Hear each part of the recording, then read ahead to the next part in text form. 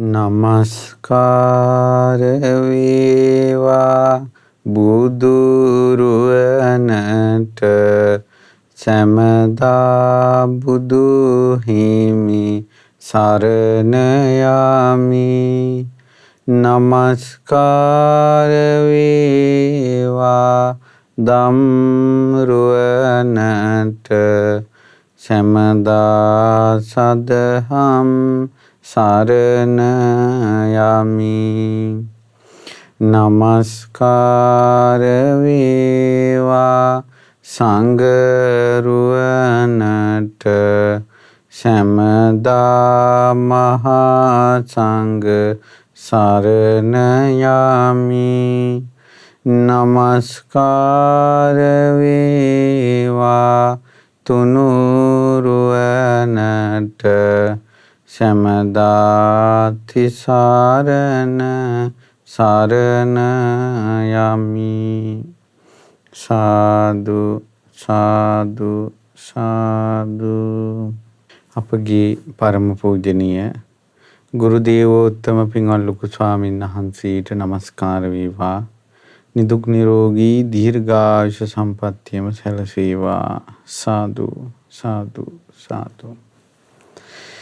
ශ්‍රද්ධාවන්ත පින්වත්නි, අද දවසේ අසිරිමත් සම්බුදු සරණ සඳහා දායකත්වයේ දරන්නේ ඕස්ට්‍රේලියාවේ මෙල්බර්න් නුවර ඉගෙනුම ලබන පින්වත් අමන්ත ප්‍රියනාත්, තමරු ජයලත්, රනිදු තිවංක, භානුකානුරාධ, සනික් ප්‍රනාන්දු, ඒ වගේම සචින්තා ජයලත්, සජිත් දිලීප, සහන් රණසිංහ, අසංකී හෙට්ටිආරච්චි සහ රනිත් ගමගේ යන කල්යාණ මිත්‍ර සමූහය එකතු වෙලා මේ දරුවන්ගේ මේ පින්වතුන්ගේ අදහස බවට පත් වෙලා තිබෙන්නේ අපිට මේ උතුම් ධර්මයේ දායාද කළ අනුබුදු මිහිඳු මහරහතන් වහන්සේට කෘතගුණ දැක්වීමෙහිලා මේ ධර්ම දානය සිද්ධ කරන්න.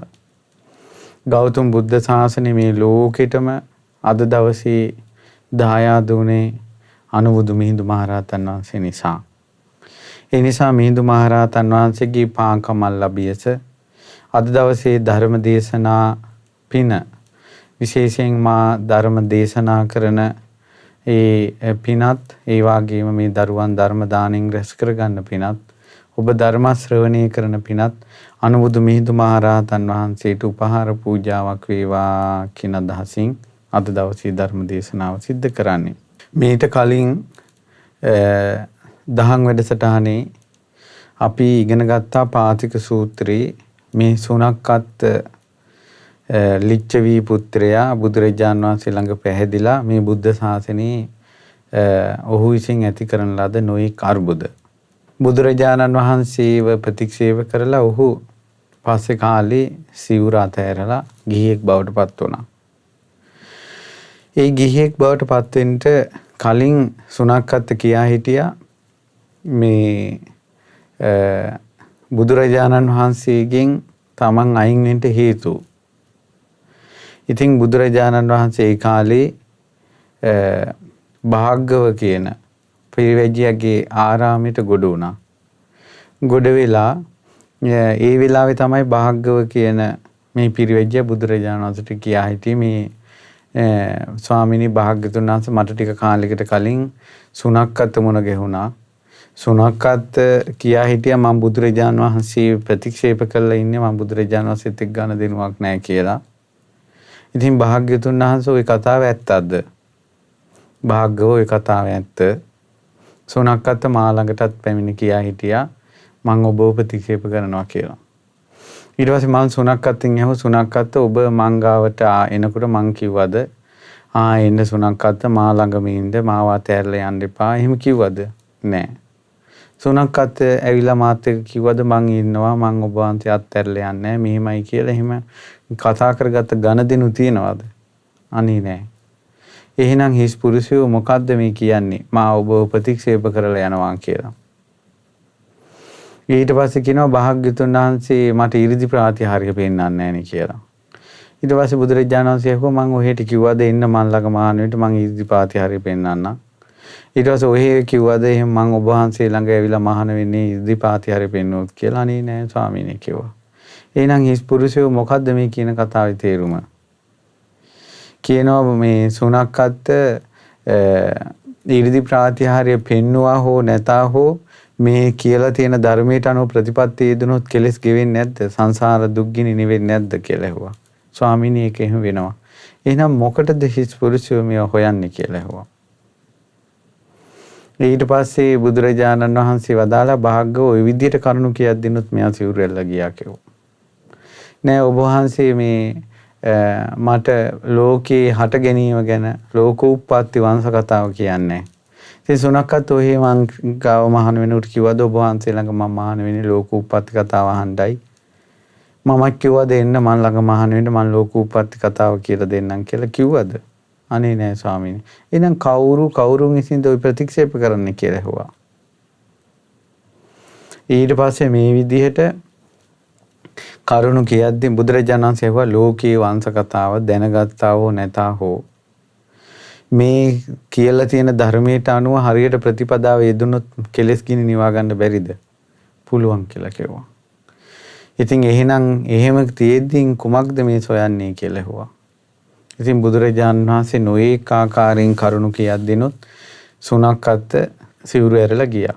ඉතින් බුදුරජාණන් වහන්සේ අර භාග්‍යව තාපසතුමාට කියනවා තාපසය මාන් ඔය සුණක්කත්තට මේ අවස්ථාවලදී ඊර්දි ප්‍රාතිහාර්ය පෙන්ලා තියෙනවා කියලා බුදුරජාණන් වහන්සේ අවස්ථා කිහිපයක් කියා හිටිනවා. එකක් බුදුරජාණන් වහන්සේ කලාර මුට්ටක කියලා තාපසෙක් වෘත පද 7ක් සමාදන් වෙලා ඉන්නකොට ඔහු සිවුරු ඇල්ලලා මැරිලා යන විස්තර ටික කියනවා. ඊළඟට බුදුරජාණන් වහන්සේ කෝරක් කත්තිය මේ දවස් 7කින් මැරිලා උපදින ලෝක ගැන විස්තර කියනවා.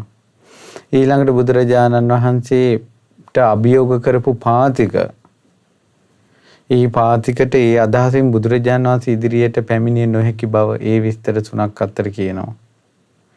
ඉතින් අවසානයේ පාතික බුදුරජාණන් වහන්සේ ඉදිරියට එන්න බැරුව ඒ තමන් ඉඳගෙන ඉන්න ආසනයේට මැලිලා ඉන්නවා.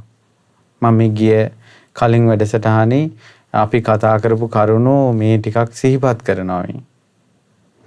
එතකොට පින්වත්නි භාග්‍යවත් බුදුරජාණන් වහන්සේ විස්තර කරලා අවසානයේ පාතික පිරිවැජ්ජයාගේ ආරාමයට පැමිණි දහස් ගණන් පිරිස බුදුරජාණන් වහන්සේගෙන් ධර්මය අහලා මඟපල් ලබන 84000ක්.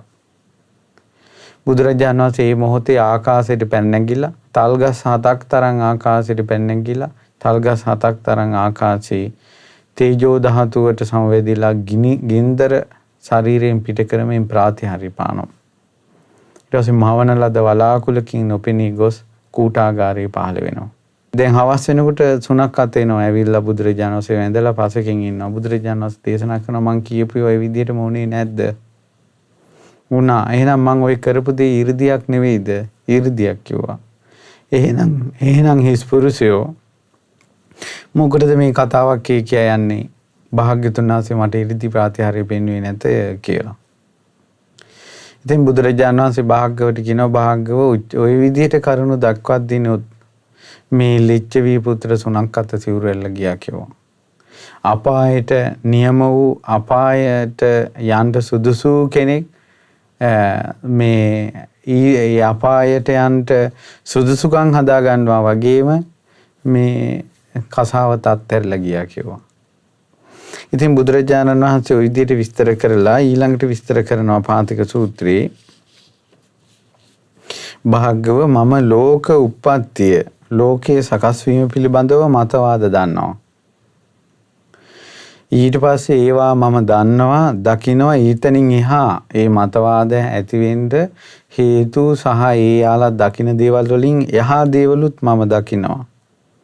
එහෙම දැනගත්තට මම මේ මතවාද ග්‍රහණය කරගෙන නැහැ. කෙලෙසුන්ගෙන් නිදහස් වෙලා නිවුණු සිතකින් මම ඒව දන්නේ දකින්නේ. ඒ නිසා තථාගතයන් වහන්සේ නිවිලා ඉන්නේ ලෝකේ කිසිම දෙයකින් භාග්‍යතුන් වහන්සේ කරදරයකට පීඩාවකට අපහසුවකටපත් වෙන්නේ. දැන් තේරෙනවා ලෝකේ අනිත් අය මතවාද කරුණු දැනගත්තට පස්සේ ඒකෙන් පීඩාවටපත් වෙනවා. දැන් බලන්න මොනවා හරි මතවාදයක් හදා ගන්නවා බුදුන් උපන්නේ ලංකාවේ කියලා හෝ රාවණ කතාව හෝ මොකක් හරි ඊට පස්සේ මේ මතවාදයේ දෘෂ්ටිය ගත්ත අය ඒක මුල් කරගෙන කොච්චර පීඩාවට කරදරයටපත් වෙනවද කියලා බලන්න.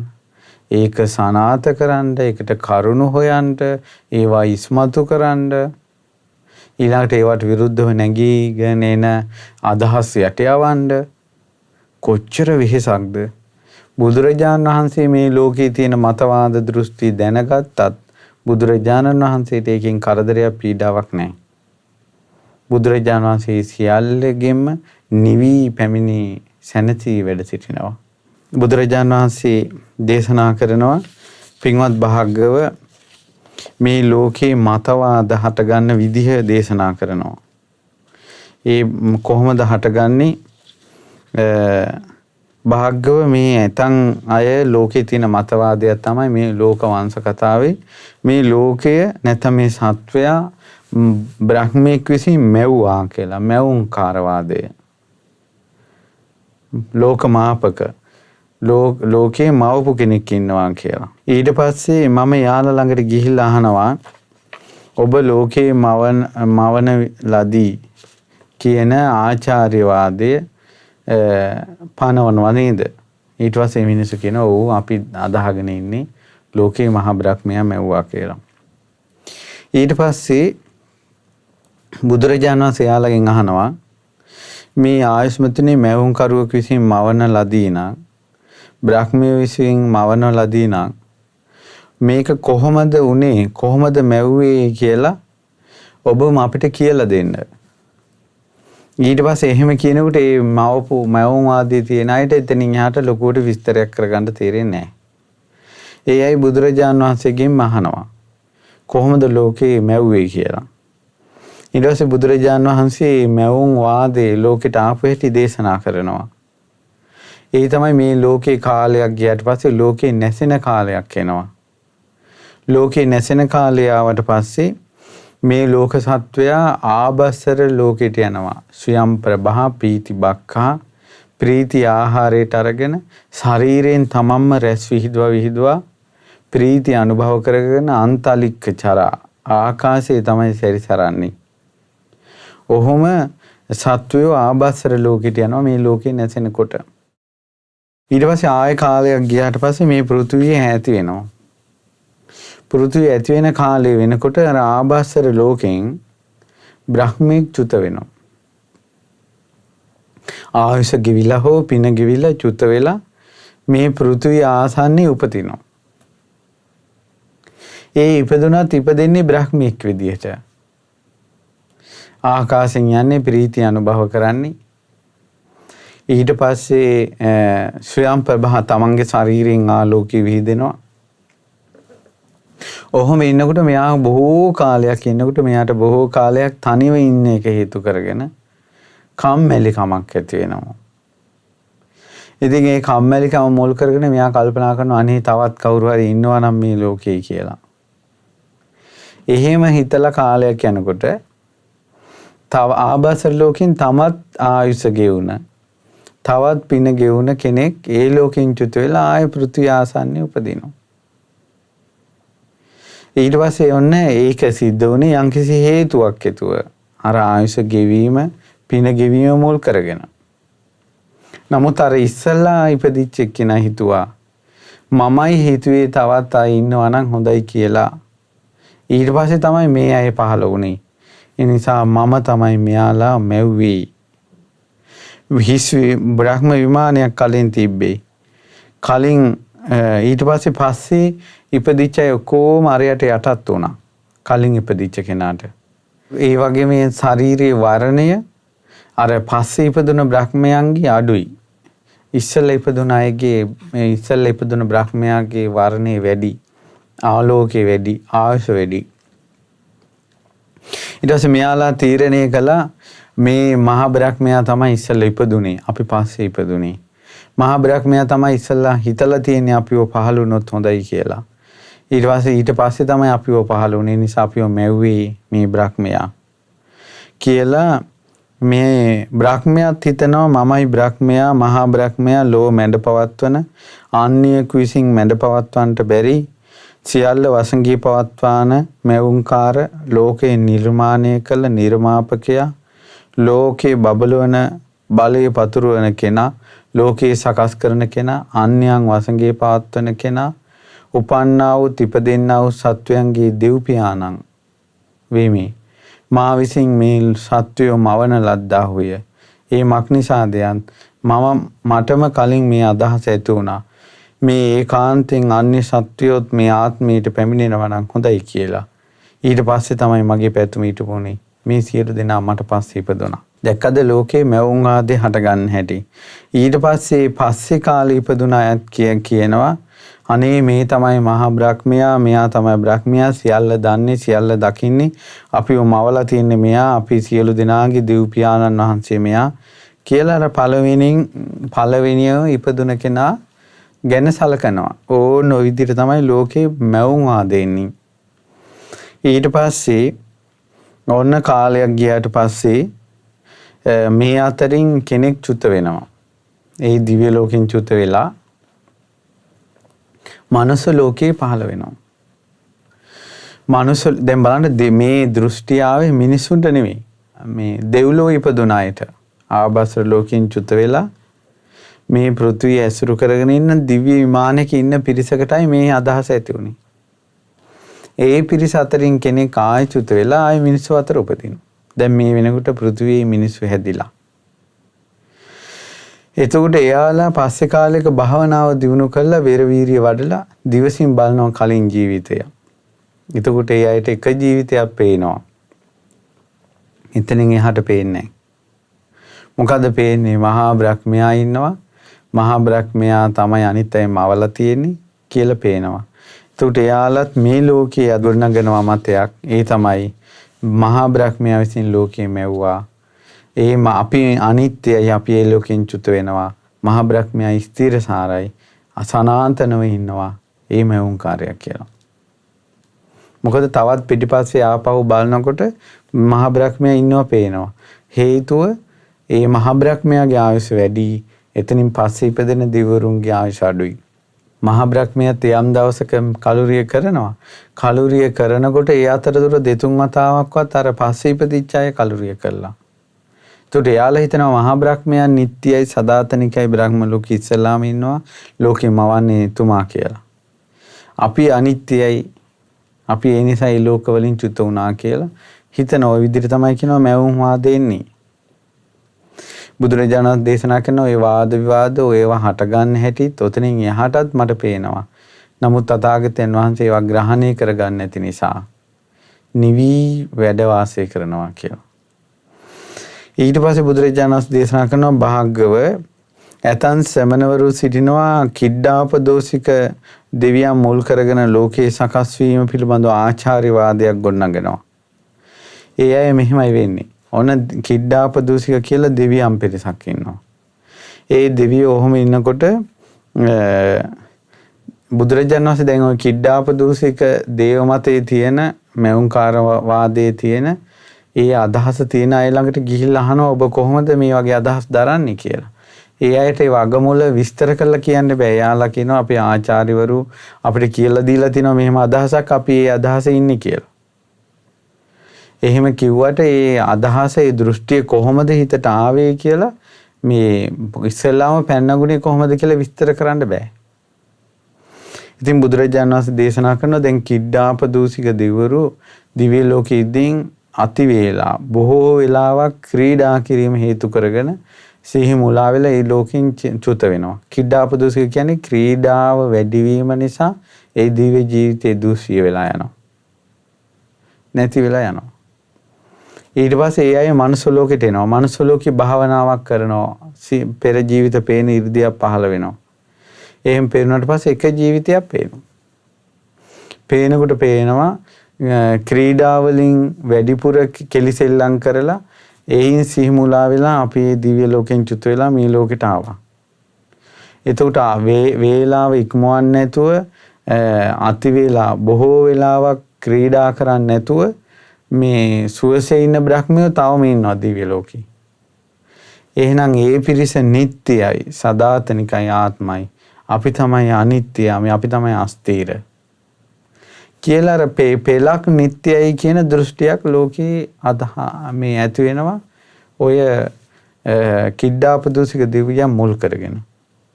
ඒතර බුදුරජාණන් වහන්සේ ඒ සිද්ධියත් එතනින් එහාටත් බුදුරජාණන් වහන්සේ දන්නවා දකිනවා. නමුත් බුදුරජාණන් වහන්සේ නිකලෙස් නිසා මේ සාන්තව සැනසී සිසිල් වී ගිහිල්ලා ඉන්නේ. දන්න දැනුමින් ඒ අදහස් ගැන දන්න විස්තර වලින් තමන් පීඩාවටපත් වෙන්නේ නැහැ. අපහසුයක් හිතට එන්නේ.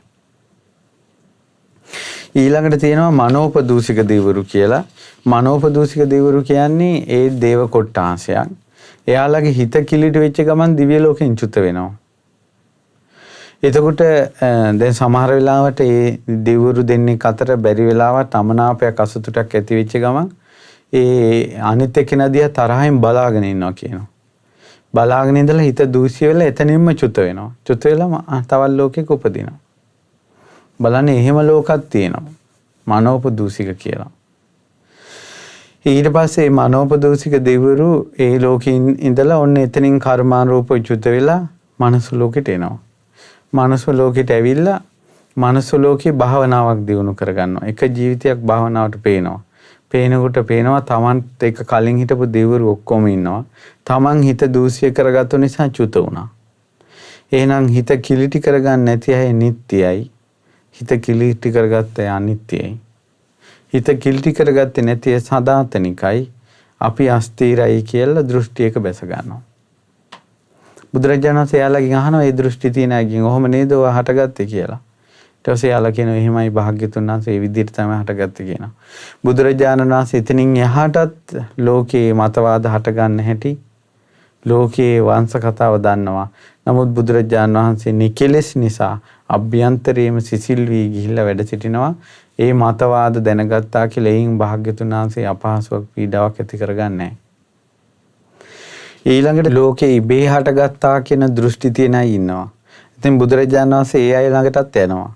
ඒ අය ළඟට ගිහිල්ලා අහනවා ඉබේ ලෝකේ හටගත්තා කියලා දෘෂ්ටි තියනව නේද? අදහසක්. ඒක කොහොමද වෙන්නේ? ඒක කොහොමද ඔබ පැනෙවි කියලා. ඊට පස්සේ යාළට ඒකට උත්තර දී ගන්න බැරුව බුදුරජාණන් වහන්සේගෙන් අහනවා කොහොමද මේක සිද්ධ වුනේ කියලා. ඒතකොට බුදුරජාණන් වහන්සේ අදහස් විස්තර කරනවා. ඒ තමයි අසඤ්ඤ සත්ව කියලා සත්වනිකායක් තියෙනවා. ඒ ලෝකෙ ඉපදුනාට පස්සේ සංඥාව රහිතයි. සාමාන්‍යයෙන් අපි දැන් නිදාගත්තට පස්සේ එළි වෙනකල් ඒ අතරතුර මොකක්ද උනේ කියලාවත් දන්නේ නැහැ. නමුත් අපි යම් ජීවිතයක් තියෙනවනේ එතන. ඒ වගේ සංඥාවක් නැතුව උපමාවක් එහෙම කිව්වේ.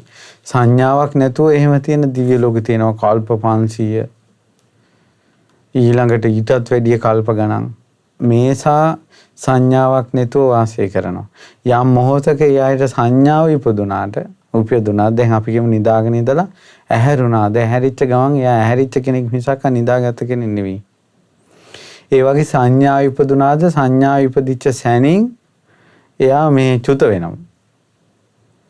ඊටු මනුස්ස ලෝකයා පහළ වෙනවා. ඊට පස්සේ මෙයා පස්සේ කාලෙක පැවිදි වෙනවා. පැවිදිලා පෙර ජීවිත බලනවා. පෙර ජීවිත බලනකොට පේන්නේ නැහැ. ඇයි ඒ කාලේ සංඥාව නැහනේ? පේන්නේ නැහැ, දැනෙන්නේ නැහැ. එතකොට එයා හිතනවා මං කලින් හිටියේ නැහැ. දැන් තමයි මේ මං පහළ වුනේ. එතකොට මං පහළ වුනේ ඉබේම. කොහොමද මේ අහුවෙන ගැට? ඊට පස්සේ බුදුරජාණන් වහන්සේ දේශනා කරන මේ විදිහට නේද ওই දෘෂ්ටි හටගන්නේ. ඉතින් එයායි කියනවා මේ භාග්‍යතුන් වහන්සේ මේ විදිහට තමයි මේ දෘෂ්ටි උපදින්නේ කියලා. ඒ විදිහට තමයි අපි දන්නේ අපේ ආචාර්යවරු අපිට කියලා තියෙන්නේ. ඉතින් භාග්‍යවත් බුදුරජාණන් වහන්සේ ලෝකේ සකස් වෙන හැටි ඔය විදිහක් දන්නවා. ඔතනින් එහාත් දන්නවා. සිතින් ග්‍රහණය කරගෙන නැහැ. Taman දන්නා දේ ඒ විදිහට ග්‍රහණය කරගෙන නැහැ බුදුරජාණන් වහන්සේ. ඊට පස්සේ ඒ විදිහට ග්‍රහණය කරගන්න නැති නිසා තමාම නිවිලා වාසය කරනවා. ඉතින් බුදුරජාණන් වහන්සේ දේශනා කරනවා අර භාග්‍යව මෙසේ කරුණු සහිතව මේ දහම් ධර්මයේ පවසන මාහට ඇතන් සමන බ්‍රාහ්මණවරු සත්‍ය නොවූ තුච්ච වූ බොරුවෙන් අභූතෙන් දොස් නගනවා. දැන් මතවාදයක් ඇති වෙන විදිය පවා සත්‍යාකාරයෙන් ඒ විදියටම දන්නා දකිනා බුදුරජාණන් වහන්සේටත් අනුන් දොස් කියනවා. කොහොමද ශ්‍රමණ ගෞතමයොත් ඔහුගේ ශ්‍රාවක භික්ෂූහුත් පෙරලී ගිය සිත ඇත්තෝය. ශ්‍රමණ ගෞතමයෝ මෙසේ කියත් නොවේ. කියනවා ගෞතමයන් වහන්සේ ඒ අයගේ ශ්‍රාවකයෝ ඔක්කොගේම හිත විප්‍රකාර වෙලා උල්මාදේ හැදිලා කියලා කියනවා. ඇයි හිත පෙරලිලා ගිහිල්ලා තියෙන්නේ? මෙයාලා කියනවා දැන් දොස් කියන්නේ යම් අවස්ථාවක සුභ විමෝක්ෂයක් උපදවා වාසය කරයිද ඒ සමයේ සියල්ල අසුභ වශයෙන් දැනගන්නවා කියලා එයයි කියනවා. ඉතින් කියනවා ඒ විනත් තාපසය බුදුරජාණන් වහන්සේට චෝදනා කරන්නේ ශ්‍රාවකයන්ට චෝදනා කරන්නේ සුභ විමෝක්ෂය ඇති වෙලාවට අසුභය දකින්නවා කියලා මේ ඒ කාලේ තිබ්බ ඔය මතයක්. ඉතින් බුදුරජාණන් වහන්සේ දේශනා කරනවා මම එහෙම දෙයක් ප්‍රකාශ කළේ නැහැ. මම ප්‍රකාශ කළේ සුභ විමෝක්ෂය ලබනකොට එයාගේ හිතේ සුභ කියන සංඥාවම තමයි එයා දැනගන්නේ. දැන් මේ තාපසය හිතුවේ සුභ විමෝක්ෂය කියනකොට සුභ කියන සංඥාවෙන් ඉක්මවලා ගිහිල්ලා යම්කිසි ලබන යම්කිසි නිදහස් බවක්. එතකොට ඒ සුභ කියන සංඥාවෙන් ඈත් වෙලා සුභ කියන සංඥාවෙන් වෙන් වෙලා. එතකොට යාලා හිතුණා එහෙනම් ඒක තනිකර අසුභයි කියලා. ඒ වගේ තමයි බුදුරජාණන් වහන්සේට මේ කරුණ කිව්වේ. නමුත් බුදුරජාණන් වහන්සේ වදාළා එහෙම නෙවෙයි. සුභ විමුක්තිය කියන තියෙන්නේම මේ සුභ කියන ඒ සංඥාව දැන ගැනීමමයි කියනවා ඒකේ තියෙන්නේ. ඉතින් භාග්‍යව මේ විදිහට කියනකොට බුදුරජාණන් වහන්සේ දේශනා කරනකොට භාග්‍යව කියනවා ස්වාමීනි භාග්‍යතුන් වහන්සේ මම බුදුරජාණන් වහන්සේ ගැන පැහැදිලා ඉන්නේ. කවුරු හරි කියනවා නම් බුදුරජාණන් වහන්සේගේ සහ ශ්‍රාවකයන්ගේ හිත් පෙරලී ගිහිල්ලා කියලා. ඇත්තටම වෙලා තියෙන්නේ ඒ අයගේ හිත් තමයි පෙරලී ගිහිල්ලා තියෙන්නේ. ඒ නිසා බුදුරජාණන් වහන්සේට කියා හිටනවා ස්වාමීනි භාග්‍යතුන් වහන්සේ මට භාග්‍යතුන් වහන්සේ හැකියාව තියෙනවා සුභ විමුක්තියට පැමිණ වාසය කරන්න. මම කැමතියි ඒකට. ඒ නිසා බුදුරජාණන් වහන්සේ මට සුභ විමුක්තිය උපද්දවා ගන්න හැටි ධම් දේශනා කරන්න කිව්වා. ඉතින් බුදුරජාණන් වහන්සේ දේශනා කරනවා භාග්‍යව අන්‍යාගමික මතවාදයකින් යුතු අන්‍ය ලබ්ධයක් තියෙන ආචාර්යකු අන්‍ය වැඩපිළිවෙලක අන්‍ය තීර්ථක ආචාර්යෙක් වුණ ඔබට අපි මේ බුද්ධ ශාසනයේ තියෙන සුභ විමුක්ති ආදී කිව්වට ඒවා ඔබට තේරෙන්නේ නැහැ. ඔබට පුරුදු කරගන්න අමාරුයි. නමුත් ඔබට මං ගැන පැහැදීමක් තියෙනවනේ. ඒ පැහැදීම ආරක්ෂා කරගන්න කිව්වා. මේක බුදුම සහගත කියමනාවක්. ඊට පස්සේ එහෙම කිව්ව ගමන් භාග්‍යව කියනවා ස්වාමිනී භාග්‍යතුන් වහන්සේ අන්‍ය මතවාදයකින් යුත් අන්‍ය ලබ්ධයකින් අන් මතයක් රුචි කරන අන් වැඩපිළිවෙලක යෙදී සිටින අන්‍ය තීර්ථක ආචාර්යවරයෙකු මා විසින් සුභ විමුක්තිය මට අනුගමනය කරන්න අමාරු නම් ඒක ලබා ගන්න අමාරු නම් භාග්‍යතුන් වහන්සේ මට කියන්නේ හිත පහදවාගෙන ඉන්න ඒක රැක ගන්න කියලා නම් මම බුදුරජාණන් වහන්සේ කෙරෙහි තියෙන පැහැදීමක් ඇද්ද ඒක පමණක් මං හොඳින් රැකගෙන වාසය කරන්නම් කියලා කිව්වා. ඉතින් මේ භාග්‍යතුන් වහන්සේගේ දේශනාවට භාග්‍යව ගොඩාක් සතුටු වුණා කියලා මේ පාතික සූත්‍රය මෙතනින් අවසන් වෙනවා. ඒතකොට බලන්න අර සුණක්කත්තගේ සිද්ධි, අර දීර්තිපාතිහාරය පාන සිද්ධි, ඊළඟට ලෝකේ මවන සිද්ධි, ඒව ඔක්කොම ලෝකේ මතවාද හට ගන්න සිද්ධි මේ සියල්ලම බුදුරජාණන් වහන්සේ භාග්‍යවට දේශනා කරන්නේ ඇයි? ඔහුගේ හිතේ ප්‍රසාදේ හට ගැනීම පිණිස. ඒතකොට බුදුරජාණන් වහන්සේ එච්චර ධර්මයේ දේශනා කළා භාග්‍යවට කියනවා ඔබට මෙතනින් එහාට ධර්මයේ දියුණු කරගන්න හෝ ඊළඟට මෙතනින් එහාට ඔබට ලොකු දෙයක් කරගන්න ශක්තියක් නැහැ. හැබැයි බුදුරජාණන් වහන්සේ ගැන ඇති වුණ පැහැදීම රැක ගන්න කියනවා. ඒ වාගේ අදත් ඔබට කියන්න තියෙන එකයි. රහතන් වහන්සේලා ඒ කාලේ මාර්ගඵලලාභී උත්තමයෝ පූරිත පින් තියෙන ශ්‍රාවකයෝ පුරුදු කරපු දහම් වැඩපිළිවෙළවල් තියෙනවා. සත්‍විස් බෝධිපාක්ෂික ධර්මයෝ. ඒතර ගෙවල් දොරවල් වල වාසය කරලා අඹදරුවන් සමග වාසය කරන මේ කාම ලෝකෙට යට වුණ මිනිසුන්ට මේ මහා උත්තමයෝ ස්පර්ශ කරපු මේ කුසල් දහම් ස්පර්ශ කරන්න අමාරුයි. ඒක Taman හොඳටම තේරෙනවා නම් බුදුරජාණන් වහන්සේගේ අවවාදේ පිළිටන්න. ඒ තමයි බුදුරජාණන් වහන්සේ මේ භාග්‍යව තාපසයට දුන්න අවවාදේ තමයි හිතේ පැහැදීමවත් රැක ගන්නවා. ඒ නිසා හිතේ පැහැදීමක් ඇති වෙනවා කියන එක සුළු දෙයක් නෙවෙයි. ඒ චිත්ත ප්‍රසාදේවල් ලොකු දේවල් Tamanට හිතෙන් ස්පර්ශ කරන්න බැරි වුණාට, පැමිණ වාසය කරන්න බැරි වුණාට, අපි කියමු මාර්ගඵලාදී උතුම් දේවල් Tamanට ලබා ගන්න බැරි වුණාට, බුදුරජාණන් වහන්සේ ගැන පැහැදීමක් තියෙනවා නම්, ධර්මයේ ගැන පැහැදීමක් තියෙනවා නම්, ආර්ය මහා සංඝරත්නය ගැන පැහැදීමක් තියෙනවා නම්, ඒ පැහැදීමවත් ආරක්ෂා කරගන්න ඕන. එච්චර උපකාරයි. බුදුරජාණන් වහන්සේ මෙච්චර දැන් පැය ගාණක් මේ ධර්ම දේශනා ආදී කරුණු කියලා විස්තර කරන්නේ අවසානයේ එකම එක බලාපොරොත්තුවක් ඇතුව. ඒ තමයි මේ දේශනාව මුල් කරගෙන මොහොත ඇති වෙන චිත්ත ප්‍රසාදේ. ඒ නිසා තමයි අපගේ ජීවිතේ චිත්ත ප්‍රසාදයක් නැතුව අවුරුදු 20 30 40 අපේ ජීවිතේ ගෙවි යන්න ඇති. නමුත් පින්වතුනි දැන් අපේ හිත පැහැදෙන විදියට මේ ධර්මයක් ඇහෙනකොට ඒ ධර්මය ඇහෙන වෙලාවෙ නම් හිත අපහදව ගන්න එපා. හිතේ යම්කිසි පැහැදීමක් ඇති වෙනවද? ඒක නාගයෙක් මණිකක් රකින්නවා වගේ ආරක්ෂා කරගන්න ඕන. දුප්පතෙක් නිධානයක් රැකගෙන වාසය කරනවා වගේ ආරක්ෂා කරගන්න ඕන. ඉතින් ඒ කරුණු කාරණා තේරුම් ගන්න බුදුරජාණන් වහන්සේ ගැන තියෙන පැහැදීම රැක ගන්නවා කියන එක සුළුපට දෙයක් කියලා හිතන්න එපා. එච්චරම උපකාරයි. ඒකයි බුදුරජාණන් වහන්සේ මේ භාග්‍යවත දේශනා කරන්නේ මේ හිතේ උපම් පැහැදීමවත් රැක ගන්න කියලා. ඒතකොට භාග්‍යව ජීවිත කාලෙම මේ හිතේ උපන්නා වූ පැහැදීම රැකගෙන වාසය කරනවා. ඉතින් පස්සේ කාලෙකේ භාග්‍යවට යහපතක් වෙන්න ඇති. එතකොට මේ කතාවට මුල්ුනේ මේ දහම් කතාවට අර බුදුරජාණන් වහන්සේ ළඟම ඉඳලා මේ උපවැද්ද වෙලා ගිය සිවුරු අත්හැරපු සුණක් අත්තගේ කතාව. ඉතින් ඒ වගේ තැන්වලට බුදුරජාණන් වහන්සේ නොබියව මුහුණ දෙන, ඒ වගේම ඒ අය එල්ල කරන චෝදනා, ඊළඟ පාතික ආදී තාපසයෝ බුදුරජාණන් වහන්සේට කරන අභියෝග, ඒවා ඉදිරියේ බුදුරජාණන් වහන්සේ මුහුණ දෙන ආකාරය බලන්න. තරම් බුදුරජාණන් වහන්සේගේ තියෙන නිර්භීත බව, ඊළඟට බුදුරජාණන් වහන්සේ කරුණු සහිතව ඒ සෑම දෙයක්ම නිෂ්ප්‍රභා කරන හැටි හරිම පුදුම සහගතයි. දවසක් බුදුරජාණන් වහන්සේ දැක්කා මේ තව සිද්ධියක් තියෙනවා චූල දුක්ඛඛන්ද සූත්‍රේ. බුදුරජාණන් වහන්සේ දැක්කා ඒ කාලේ බුදුරජාණන් වහන්සේ ගිජ්ජු කූටේ වැඩ ඉන්නකොට ඉසිගිලි පර්වතයේ බෑවුමට වෙන්න කළුගල් තලාවක් තියෙනවා.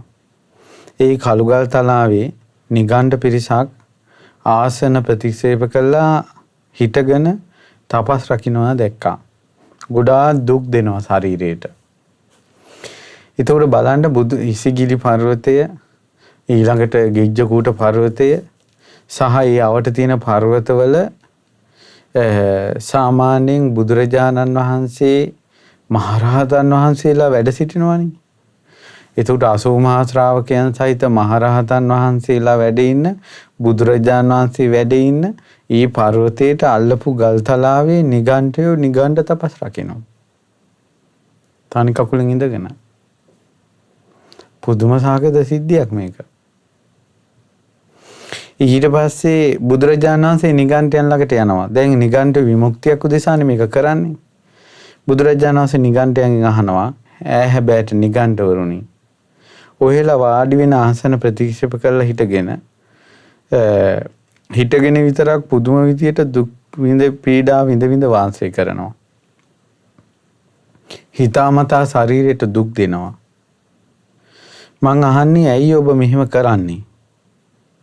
එතකොට භාග්‍යතුන් වහන්සේට නිගණ්ඨයෝ ටික උත්තර දෙනවා. ආයස්මතුන් වහන්සේ යාළුවෙකුට වගේ හිතවත් කෙනෙකුට වගේ කතා කරනවා. ආයස්මතුන් වහන්සේ නිගණ්ඨනාථ පුත්‍රයන් වහන්සේ තමයි අපිට මේ හැම දෙයක්ම කියලා දීලා තියෙන්නේ.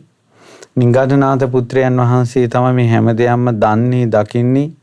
උන්වහන්සේට හිටගෙන ඉන්නකොටත්, ඇවිදගෙන ඉන්නකොටත්, නිදා ගන්නකොටත්, ඇහැරෙනකොටත් හැම තිස්සෙම ඥානය තියෙනවා. ඥානෙ විවෘත වෙලා තියෙන්නේ. එතුමා තමයි අපිට කිව්වේ ඒ නිගණ්ඨවරුනි, නුඹලා පෙර කරපු පාප කර්ම තියෙනවා. ඉතින් නුඹලා මේ කටුක දුෂ්කර ක්‍රියාවෙන් ඒ පව් ටික දිරවලා දාපල්ලා කියලා මේ නිගණ්ඨනාථ පුත්‍ර තමයි අපිට කිව්වේ පව් ටික දිරවලා දාන්න, පව් නැති කරගන්න, මෙහෙම දුක් විඳින්න කියලා. ඊට පස්සේ කයින් සංවර වෙනිලා, වචනයෙන් සංවර වෙනිලා, මනසින් සංවර වෙයලා කියලා අපිට බණ කිව්වා. එතකොට කර්ම සකස් වෙන්නේ නැහැ. දැන් නිගන්නාත පුත්තු කියනවා. එතකොට කර්ම සකස් වෙන්නේ නැහැ. දැන් ගෝල බාල පිරිසට අවවාද කරපු විදිය. ඒතකොට දැන් මෙතන ඉන්නේ ගෝල බාල පිරිස. නිගන්නාත පුත්ත මෙතන නැහැ. එයාගෙන් උපදෙස් අරගෙන ඇවිල්ලා තනි කකුලෙන් තපස් රකින්න නිගණ්ඨයෝ ටික තමයි දැන් ඉන්නේ මේ කාලශිලාවේ. ඊට පස්සේ සිතෙන් කයෙන් වචනෙන් අකුසල් කරන්නේ නැතිකොට මෙහෙම තපස් රැක ඉන්නකොට පුරාණ කර්ම ටික ගෙවිලා අලුත් කර්ම නැති නිසා එහෙම නිර්වාණයට යනවා. නැත්තම් සංසිඳිලා යනවා. වේදනාව ෂේ වෙලා යනවා. වේදනාව ෂේ වීමෙන් දුක් ෂේ වෙනවා. දුක් දිරවලා යනවා. මෙන්න මේ විදිහට තමයි නිගණ්ඨනාථ පුත්‍ර අපිට උපදෙස් දුන්නේ කියලා කිව්වා. ඒතකොට බුදුරජාණන් වහන්සේ අහනවා ඈ නිගණ්ඨවරුනි ඔහෙලා දන්නවද එතකොට අපි සංසාරේ හිටියා කලින්. එහෙම නැත්නම් සංසාරේ හිටියද නෑ හිටියේ නැද්ද කියලා දන්නවද කියලා ඇහුවා. අනේ අපි නම් දන්නේ නැහැ එහෙම එකක් කිව්වා. හරි. එහෙනම් ආයමතුනි ඔහෙලා දන්නවද සංසාරේ අපි පව් කරපු අයද පව් කරපු නැති අයද කියලා ඔයාලා ගැන දන්නවද? දන්නේ නැහැ කිව්වා. හරි. එහෙමනම් ඔයාලා දන්නවද සංසාරේ අපි මෙන්න මේ විදිහේ පව් කරලා තියෙන්නේ කියලා දන්නවද? දන්නේ නැහැ. එහෙනම් නිගණ්ඨවරුනි ඔහෙලා දන්නවද අපි මෙච්චරක් දැන් පව් ගෙවලා ඉවරයි. තව මෙච්චරක් පව් ඉතුරු වෙලා තියෙනවා. මෙච්චරක් දුක් මේ විඳලා ඉවරයි. තව මෙච්චර දුක් විඳින්න තියෙනවා කියලා දන්නවද? අනේ එහෙම එකක් දන්නේ නැහැ කිව්වා. ඊට පස්සේ මේ ජීවිතේ අකුසල් නැති කරලා මෙච්චර කුසල් ප්‍රමාණයක් අපි දැන් උපදවාගෙන ඉන්නවා කියලා දන්නවද? එහෙම දන්නේ නැහැ කිව්වා. එහෙනම් නිගණ්ඨවරුනි මේක හරි දෙයක් නේ. ඔහෙලා සංසාරේ හිටියද නැද්ද කියලාත් දන්නේ නැහැ. කලින් පව් කළා තියනවද කියලා දන්නේත් නැහැ. මොන පව්ද කළා තියෙන්නේ කියලා දන්නේත් නැහැ. මේ ජීවිතේ දැන් මෙච්චර පව් ගෙවලා ඉවරයි. මෙච්චර ඉතුරු වෙලා තියෙනවා කියලා දන්නේත් නැහැ. මෙච්චර කුසල් උපද්දවලා තිනවා. මෙච්චර තව ගෙවන්න තියෙනවා උපද්දවන්න තියෙනවා කියලා දන්නේත් නැහැ. ඒ මොකක්වත් දන්නේ නැතුව මේ විදිහට දුක් විඳිනවා. ඉතින් මට නම් හිතෙන්නේ එහෙමනම් ඒකාන්තයෙන්ම නිගණ්ඨවරුන් ආයේ දෙකක් නැහැ. ඔහෙලා මීට කලින් රෞද්‍ර ලේ තැවරුණ අත් ඇති ක්‍රූර මිනිස්සු අතරේ තමයි උපදින්න ඇත්තේ. දැන් ඒ උදවිය තමයි නිගණ්ඨයන් අතර පැවිදි වෙලා ඉන්නේ. කලින් හරියට පව් කළා ඇති කිව්වා. ඒ කරපු පව් දැන් විපාක විඳිනවා ඇති කිව්වා මෙහෙට ඇවිල්ලා. ඊට පස්සේ නිගණ්ඨවරු කියනවා නිගණ්ඨයෝ එහෙම කොහොමද වෙන්නේ? දුක් විඳලානේ සැප ලබන්න තියෙන්නේ. සැපෙන් සැප ලබන්න බෑ කිව්වා. දුක් විඳලා තමයි කො සැප ලබන්න පුළුවන්.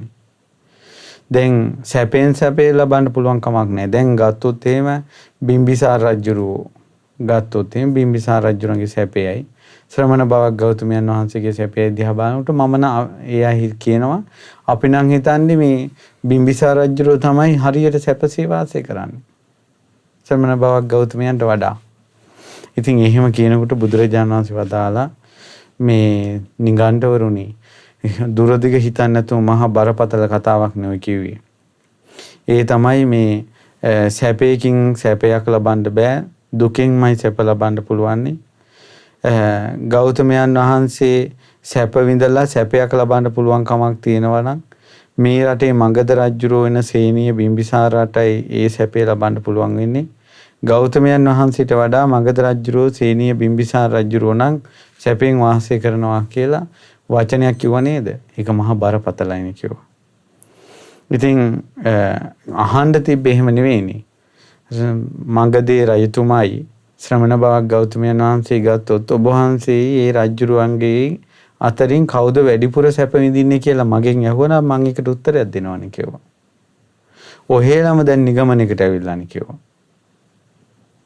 නිගණ්ඨවරු කිව්වා අනේ අපිට වැරදුනා. අපි මේ කලබලීට කියප එකත් එක්ක ඇත්තටම මේ අපිට වැරදුනා. ඔය ඔබ වහන්සේ රජුරෝ අතරින් කවුද සැපසේ වාසය කරන්නේ? බුදුරජාණන් වහන්සේ දේශනා කරන නිගණ්ඨවරුන්ට නිගණ්ඨවරුනි මං ඔහෙලගෙන් මේ කාරණාව අහන්නේ බිම්බිසාර රජුරවන්ට පුළුවන්ද එක දිගට කය හොලවන්නේ නැතුව වචන කතා කරන්නේ නැතුව දවස් 7ක් ඒකාන්ත එකම සැපයෙන් ඉන්න පුළුවන්. දවස් 7ක්. ඇඟ හොල්ලන්නේ කතා කරන්නේ. එහෙම පුළුවන්ද? අනේ ස්වාමීනි ශ්‍රමණ බවක් ගෞතමයන් වහන්සේ ඒවා එහෙම රජුරවන්ට එහෙම සැපයක් විඳින්න බෑ. දවස් 6ක් දවස් 5ක් බෑ. දවස් 4ක් දවස් 3ක් 2ක් එක දවසක් එක දිවා රාත්‍රියක් බෑ. ඉතින් බුදුරජාණන් වහන්සේ වදාලා නමුත් නිගණ්ඨවරුනි මට ඇඟ හොලවන්නේ නැතුව වචන කතා කරන්නේ නැතුව එකම එක සැපේසේ එකම සැපය උපද්වාගෙන දවසක් ඉන්න පුළුවන්. දෙකක් ඉන්න පුළුවන්, තුනක් ඉන්න පුළුවන්, හතරක් ඉන්න පුළුවන්, පහක් ඉන්න පුළුවන්, හයක් ඉන්න පුළුවන්, හතක් ඉන්න පුළුවන්. ඉතින් ওই විදිහට තියෙනවා නම් නිගණ්ඨවරුනි කවුද ඒකාන්ත සැපයකින් වාසය කරන්නේ? භාග්‍යවත් භාග්‍යතුන් වහන්සේද බිම්බිසාර රජුරෝද? අනේ ওই විදිහට දේශනා කරනවා නම් භාග්‍යතුන් වහන්සේ තමයි ඒකාන්ත සැපයෙන් වාසය කරන්නේ. බිම්බිසාර රජුරෝ කවුද? ඉතින් මේ විදිහට මේ බුදුරජාණන් වහන්සේ නිගණ්ඨයන් සංවේගයටපත් කළා එනවා. ඒතකොට ඒ බලන්න බුදුරජාණන් වහන්සේගේ ඒ සම්බුද්ධ ජීවිතයේ හැංගි පසුබාන එකක් නෙවෙයි තියෙන්නේ. බුදුරජාණන් වහන්සේ ඒ අවස්ථාවට මූණ දෙනවා. ඊළඟට මොකද්ද කරන්නේ කියලා මූණ දෙනවා. දැන් අර ඊළඟට මොකද්ද කරන්නේ කියලා හැංගීමක් නැහැ. ඊළඟට පැනලා යෑමක් නැහැ. ඊළඟට බුදුරජාණන් වහන්සේ නිකෙලස් කියලා හැම දෙයක් ඉදිරියේම නිහඬව කරබාගෙන ඉඳිල්ලකුත් නැහැ. බුදුරජාණන් වහන්සේ මේ අවස්ථාවල නිගණ්ඨයන් අතරට යනවා, තාපසයෝ අතරට යනවා, එයාලත් එක්ක කතා බහ කරනවා. කතා බහ කරලා එයාලට ලස්සන කරුණු කියලා දෙනවා. අද කාලේ බෑනේ මේවා. බුදුරජාණන් වහන්සේ සියලු දෙනා මැඩ පැවැත්තුවානේ. පුදුම සහගතයි මේ සිද්ධිය. බුදුරජාණන් වහන්සේ සියලු දෙනා මැඩ පැවැත්තුවා. ඉතින් ඒ නිසා දැන් පාතික සූත්‍රයේත් එහෙමනේ බලන්න පරිබ්‍රාජික මේ පාතික පරිබ්‍රාජකයා පාතිකත් එක්ක ඔහු බුදුරජාණන් වහන්සේට අභියෝග කරනකොට ඒ ආරාමයටම බුදුරජාණන් වහන්සේ වැඩම කළා. ආරාමයට වැඩම කළේ ඒ ආරාමයේදීම ධර්මයේ දේශනා කළ 84000ක මඟපල් ලබනවා. දැන් මෙතනත් නිගණ්ඨයන් අතරට ගිහිල්ලා නිගණ්ඨයොත් එක්ක කතා බහ කරනවා. ඔවුන්ට ඔවුන්ගේ ධර්මයේ තියෙන නිස්සාර බව කියලා දෙනවා.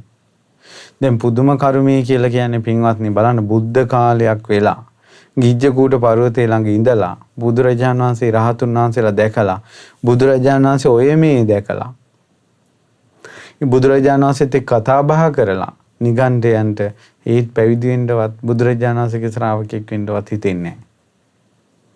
පුදුම සහගත දේවල්.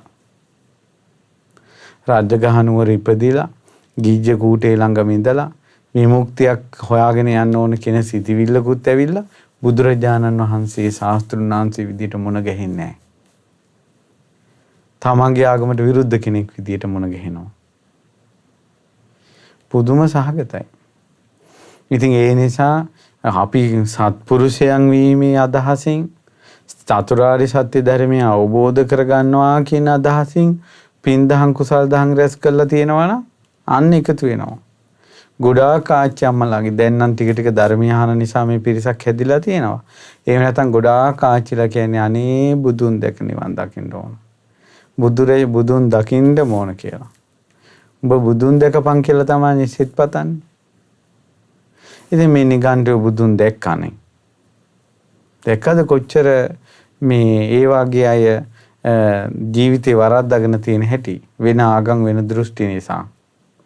ඒ නිසා බුද්ධ කාලකයේ වෙන දෘෂ්ටියකටපත් වෙන්නේ නැතුව ඉන්න තියෙනවා නම් ඒක ඔහුගේ ලොකුම හැකියාවක්.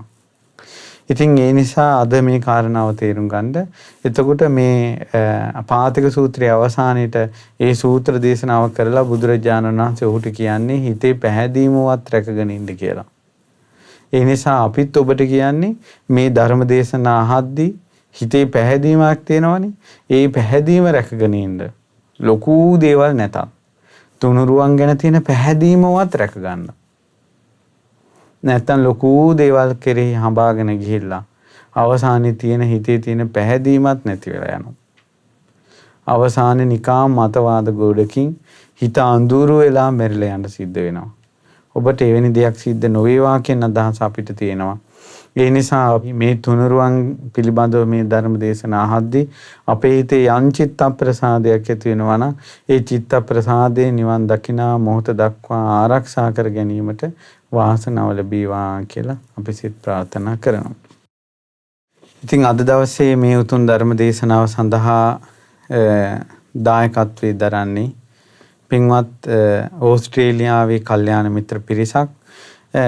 සියලු දෙනාගේම අදහස අපිට ගෞතම බුද්ධ ශාසනය දායාද කළ අනුබුදු මිහිඳු මහරහතන් වහන්සේට කෘතගුණ පූජාවක් විදිහට මේ ධර්ම දානය සිද්ධ කරන්න. ඉතින් පසුගිය කාලේ ලක්දිව එකලු කළ හිරු මණ්ඩල කියන මාතෘකාවෙන් රාත්‍රී කාලේ රූපවාහිනී විකාශනය වෙන ආකාරයට අනුබුදු මිහිඳු මහරහතන් වහන්සේ ලංකාවට වැඩම කරලා මේ ලංකාවේ ඇති කළ දහම් ප්‍රබෝධයේ මනුෂ්‍යයන්ට පිහිට වූ ආකාරය අපි විස්තර කළා. එතකොට මේ හැම එකක්ම මිහිඳු මහරහතන් වහන්සේට උපහාර පිණිස. ඉතින් අනුබුදු මිහිඳු මහරහතන් වහන්සේට අපි මේ රැස් කරගන්න සියලුම පින අපේ ප්‍රතිපදාව ධර්ම ශ්‍රවණී උපහාර පූජාවක්සේ සිරිපා කමල් ලැබියස පූජා වේවා කියලා අපි කෘතගුණ දක්වමු. සෑම කෙනාම හැම දිනකම රාත්‍රියේත් ඒ වගේම බුදුන් අදින වෙලාවටත් අනුබුදු මිහිඳු මහරහතන් වහන්සේ අනිවාර්යෙන් සිහි කරන්න අපගේ පරම පූජනීය ආදි ගුරු දේවෝත්තම අපගේ ධර්ම දූතයාණන් වහන්සේ අනුබුදු මිහිඳු මහරහතන් වහන්සේ. ඉතින් සියලු දෙවියෝ මේ පින් අනුමෝදන් වී දෙවියන්ගේ දිව්‍ය ආශිර්වාද වඩා වර්ධනය වෙලා මේ සියලු දෙනා ආරක්ෂා කරත්වා. ඒ වගේම මිය පරලෝකීය චිත්‍රා ජයසූරිය මෑණියන්ට ඒ වගේම සීබට් හෙට්ටිආරච්චි පියාණන්ට සහ දායකත්වයේ දරූ පින්වතුන් නමින් මිය පරලෝකීය සියලු ඥාතීන්ට මේ පින් අනුමෝදන් වෙත්වා. ඒ වගේම මිය පරලෝකීය සියලු දෙනා පරලෝ සැපයටපත් වේවා.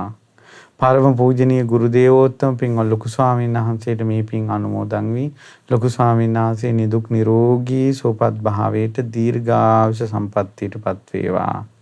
ලොකු ස්වාමීන් වහන්සේ ඇතුළු සංගරුවනට මේ පින් බලයෙන් ධර්මාවබෝධයම සැලසේවා. ඒ වගේම දායකත්වයේ දරූ පින්වතුන්ගේ සුජීවත්වව සිටින දෙමව්පියන්ට මේ පින් බලෙන් නිදුක් නිරෝගී දීර්ඝායුෂ සම්පන්නිය සැලසේවා.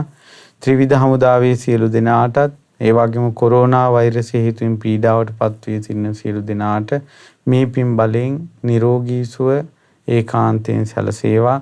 ඕස්ට්‍රේලියාවේ මෙල්බන් නුවර ඉගෙනුම ලබන පින්වත් අමන්ත ප්‍රියනාත්, තමරු ජයලත්, රනිදු තිවංක, බහනුක අනුරාධ, ෂෙනික් ෆර්නෑන්ඩෝ, ඒ වගේම සචින්තා ජයලත්, සජිත් දිලීප, සහන් රණසිංහ, අසංකී හෙට්ටිආරච්චි සහ රනිත් ගමගේ යන කල්යාණ මිත්‍ර පිරිසට මේ පින් අනුමෝදන් වේවා. ඔබ සියලු දෙනාටත් මව් දෙමව්පිය ඥාති බන්දු මිත්‍රාදීන්ටත් ශ්‍රද්ධා රූපානි ලක්විරු ගුවන් විදුලියේ කාර්ය මණ්ඩලයේ සියලු දෙනාටත් පින් අනුමෝදන් වේවා. සියලු දෙනාට උතුම් සම්බුදු සරණෙන් සැනසී ගෞතම බුද්ධ ශාසනයේ උපම් පහන් සිත රැකගෙන පිහිට පිළිසරණ සදා ගැනීමට මේ පින් හේතු ආසනා වේවා. තෙරුවන් සරණයි. නමෝ බුද්ධාය. මෙවැනි වටිනා ධර්ම දේශනා නැරඹීමට ශ්‍රද්ධා YouTube චැනලය සබ්ස්ක්‍රයිබ් කර සීනුව ලකුණ ඔබන්න.